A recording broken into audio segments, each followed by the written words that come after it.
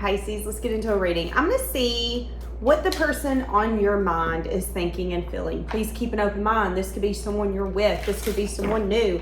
This could be someone borrowed. This could be someone blue. I don't know why I wanted to say that. Some of you could be attending a wedding here coming up. Some of you could be getting invited to a wedding. Some of you could be getting married. That could be for some of you. Because it's interesting how I started saying this could be someone new, someone borrowed, or someone blue. So keep that in mind as I go into this reading. For somebody, it's going to resonate. But let's see what this person's thinking about. So they're thinking about how they learned a lesson. Some of you, there is someone here that wants to reach out to you, but your body language might be saying, I'm not open. This could be a family member. This could be someone that you thought you were going to have a family with, you tried to have a family with, or maybe at one point you did have a family. Someone here, this is just going to be a side note, wants to reach out to you. They want to reach out, but your body language could be saying, I'm on to bigger and better things. Some of you could have moved since this tore apart, whatever that looks like, okay? That's just going to be a side note. So for the person that's on your mind,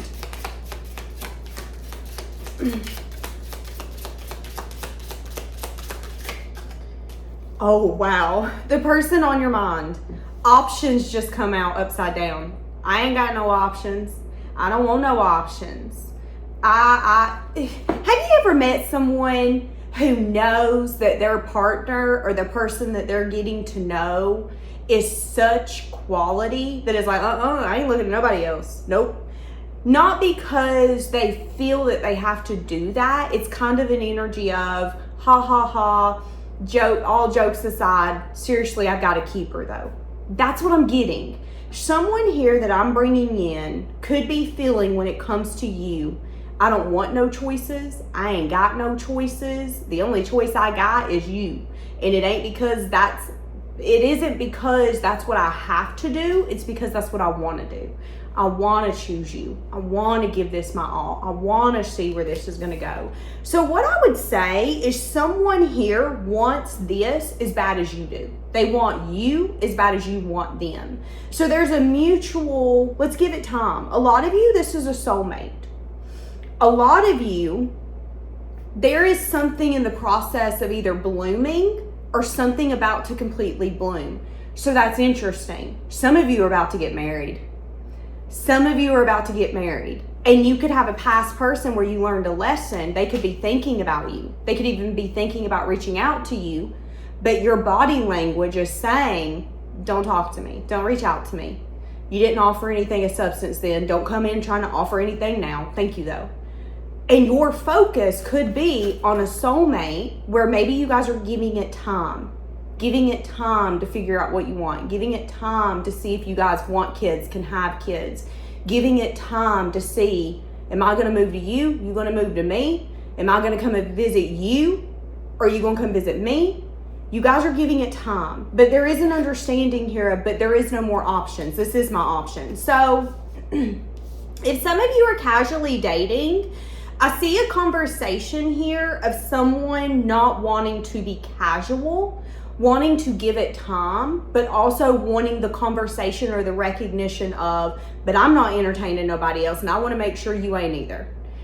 Okay, that's going to be this person's energy. Now this could be for a lot of you, someone, again, where it's like, no, I'm going to give this time to grow, Danielle. I like this person. I want to see where it can go. Some of you, this is someone you've moved in with. And you're like, but I want to see where this is going to go. I'm going to give it time. Do we have bad days? Sure. Do we have great days? Yes. I'm going to give it time because I feel like this person's my soulmate. I feel like this person is stable. They're consistent. I feel like when it comes to the place that they have in the household, they do it and they do it well. So what do I mean by that? This is a man, you could be like, Danielle, this is a damn good provider. This is someone who knows how to put the family above themselves. The family is important. If this is a woman who knows that her wants aren't above the family. It isn't happy wife, happy life. It's if we're happy together, the house functions together and we will thrive together. That's what I'm seeing in this energy. Give me a little bit on the past person. What are they feeling? What are they thinking? Uh-oh.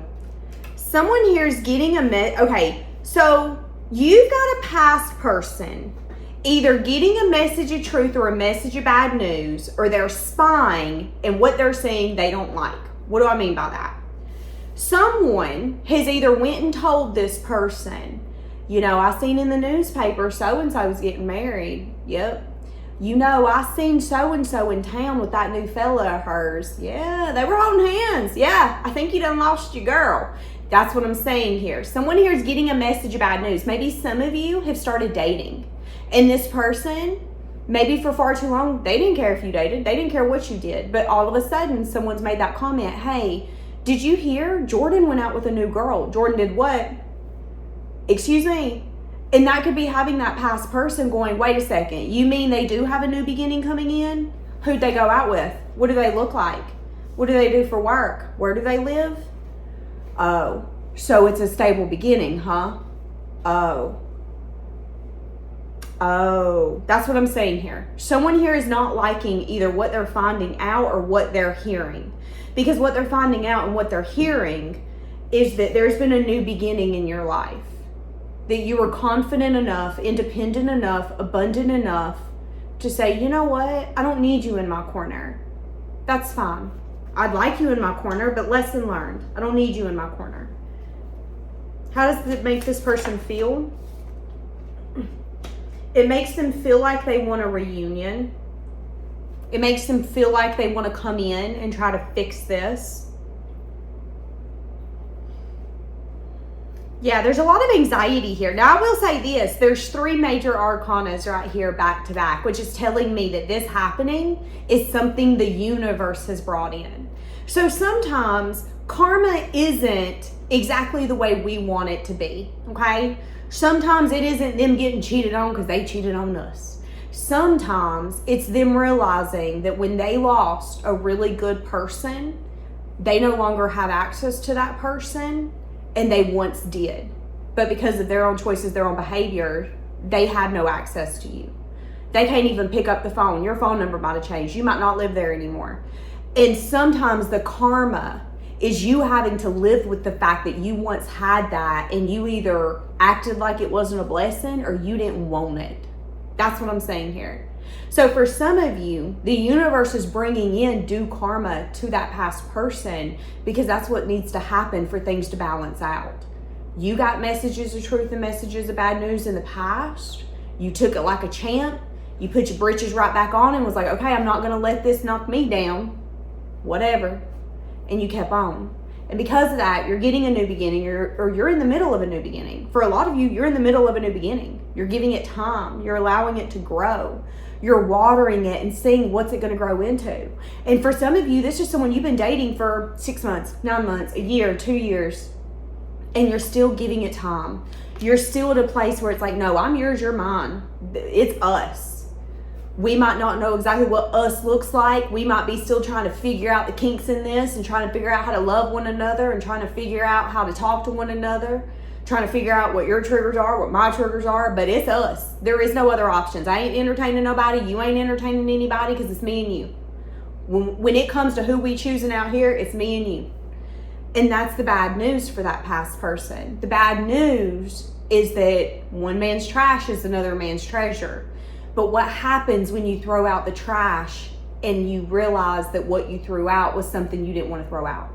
So if you guys ever accidentally threw something out you needed, like your car keys or something like that, well, your trash might be somebody else's treasure. However, that might be trash you didn't want to put out. That might have been trash that you were just like, oh, whatever, life's a fuck, life's a cluck, life's chaotic, so let's just throw things. And before you knew it, you threw something out of your life that could have been special if you would have watered it and gave it time. And that's the lesson learned here. The lesson learned is ain't nobody waiting on you. Ain't nobody waiting for you to change your mind. Ain't nobody begging for you to come in and fix it. If you want to fix it, you'll fix it. If not, you snooze, you lose. That's what I'm saying. Okay, give me more for this new person. Yes. You and this new person match each other's energy. There's a lot of being abundant, being confident, being independent. being on your own. So you guys have the ability to take care of your lives as individual people. You don't listen to what other people have to say. You don't do your life based off what other people want. And this new person or the person that you're with right now is the same way, which is another reason why you and that person are soulmates, because you match in that way. You match in the, I'm going to do what's best for me. I don't need your opinion. I don't need your view. I don't need your clarity. For some of you, this person could call you their queen or their king. I heard you've been my A1 since day one. Now, I've never said that. So somebody could have the tendency to say that. So what you might not be saying is that this person is something special. Something that's going to help you get out of a place of being stuck in your head. So where you once maybe had hardships or problems getting over something, you're getting over it with ease. An example, maybe before you met this soulmate, before you got in a relationship with this soulmate, your battles felt 10 times heavier. But meeting this soulmate, meeting this twin flame, meeting this person, it's like they breathe strength and courage into you. They breathe the ability for you to recognize you're strong enough to handle anything because you got them in your corner. And it's allowing you to let go of blockages. It's allowing you to get out of your own way where maybe you would have once stood in the middle of the road and not knew where to go. It's giving you the ability to release anything that once made you sad because now you're getting clarity of why it's not worked. That's what I'm saying here. For some of you, you've been with this person for maybe 2 months, maybe 2 years. I'm seeing a 2. I'm seeing it being equal. I'm seeing you recognizing that it's something that came from the divine. Some of you could have met this person around October or near October. Some of you could be meeting this person in October, just because I'm seeing the pumpkins and I did choose my pumpkin deck. I definitely see you turning your back completely on someone who, maybe there was a trauma bond, maybe there was an insane passion, chemistry, and a bond, but there wasn't stability. I see you leaving all that behind. Give me more for this new person. Oh wow, putting in a lot of effort, being dedicated, wanting things to be fair, wanting things to be equal. Somebody could have a bird.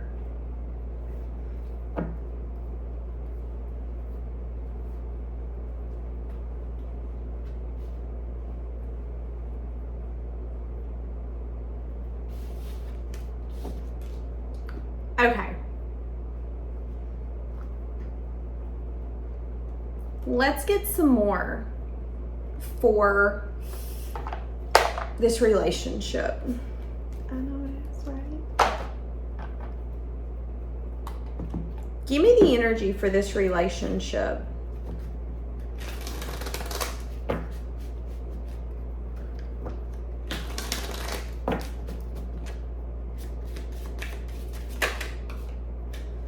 Yeah, whoever this is, so whoever this person is, this person is strong.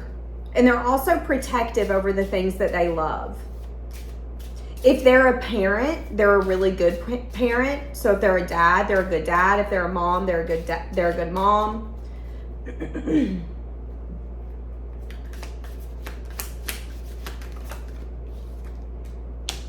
This person does want something more with you. They're thinking long-term commitment. They're thinking marriage. They're thinking, this person, even when they met you, it could have been something that kind of freaked them out, because I'm seeing the devil, the 2 of cups, and tying the knot. It could have been an energy of like love at first sight kind of thing, but they could have, when they met you, not shown you that. So some of you, you're sitting next to your partner, him or her, and they might not have told you, or this is something you've recently found out, but this person could tell you, you know, when I first met you, I had this feeling that you were going to be the one that I was going to marry. And I thought it was really weird. And I was like, damn, what is wrong with you? Why are you going around thinking you marrying this person? And they could have even second guessed what they were feeling. Are you toxic? Is there something here that you maybe need to be on alert about? Why is that the first thing that comes to my mind? Is it just insane attraction? Is it going to be one of those things that once we hook up, and I don't want you to touch me no more, I don't want you to be around no more kind of things? This is weird. Some of you, they could tell you that. They could tell you that they had very random thoughts that they felt deep down to their core was the truth. And I'm seeing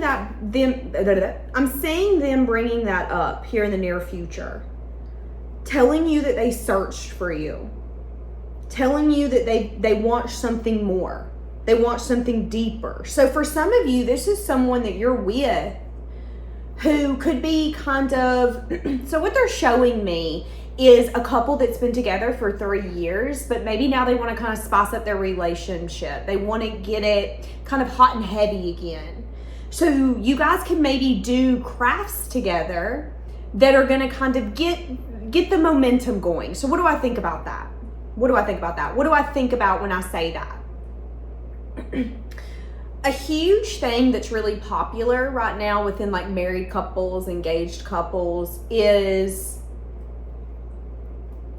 what's it called? It's art. It's when you take your clothes off and you paint your body parts and take your body parts and put them up against a canvas. So you can do your chest area, you can do your legs, your butt. That's what I'm kind of seeing. Somebody here could be getting bonjour pictures done to kind of spice up the life. I am saying that some of you could end up spicing your relationship up because this person wants something more. They want something deeper. They want to experience sides of you, witness sides of you, be with sides of you that maybe nobody else has. And again, that could be having photos of you. Maybe other people don't have photos of you. That could be having art that's made from your body. Other people don't have that. That's what I'm saying here. So maybe don't be surprised if you're dating someone, you're married to someone, if they want to come into the room one day or the living room and they're like, I got an idea. Be a little open-minded. You might be like, wait, what? You want me to what? You want me to, huh? But I'm saying it's because this person is searching for something deeper in this connection. They want to feel even closer to you than what they already do. Because again, let's go back. They want you as bad as you want them. They're just going to show it differently. You might be a little more along the lines of, I want to be on you at all times. I want to have my hands on you. I want to be touching your butt. I want to be touching your arms. They might do something different. They might be big on having your picture as their background, complimenting you all the time. For each of you, it's going to be different, okay? For some of you, I see you guys either going away with one another here in the near future, or you guys are going to be moving in together. Some of you are about to go shopping for a home or an apartment. Again, seeing that this person is dedicated. Seeing that this person is dedicated, seeing that this person is consistent, and that what they're bringing to the table is fair. Be careful of you questioning this person's behavior or trying to find faults in them. Be careful of other people pointing out red flags and things that you should be suspicious over. Okay, here's an example. I know of some people who feel that every time they put their phone down with the screen down, that's suspicious. Well, I'm gonna go ahead and let y'all know, I just put my phone down. I don't think about how I'm putting it down. I just put my phone down. So for you, it might be suspicious, but for me, it ain't suspicious. But if you then come to me and go, okay, you keep putting your phone down like that, you're being suspicious. Wait, what? Okay, your brain's on something I didn't even think about. That's going to show me where you're wounded. That's going to show me where you maybe need to do a little bit of work.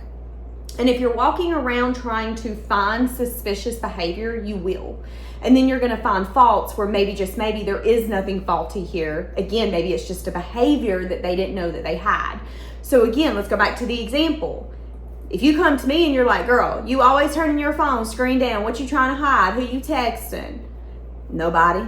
My phone's as dry as the Sahara Desert. Like, I don't.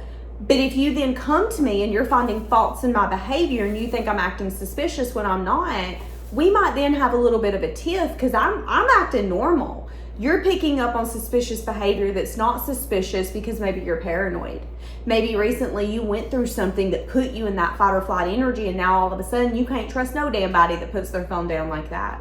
So be careful of putting this person under a microscope and trying to find flaws in their behavior, because if you want to, you will, okay? Be careful with that. Be careful of trying to start problems or looking for issues. Now, I will say this. The passion, the attraction, the bedroom chemistry, if you know what I mean, is going to be off the charts. When I tell you that you guys are about to have the best sex of your life with this person, I'm not kidding. And some of you are even going to be scared that it's just about the passion or the attraction. And again, be careful of that. Be careful of dating someone or getting to know someone or calling someone your boyfriend, your girlfriend, and you thinking, oh, well, you know, every single time I do something, as soon as they do this, it's over. They start acting weird.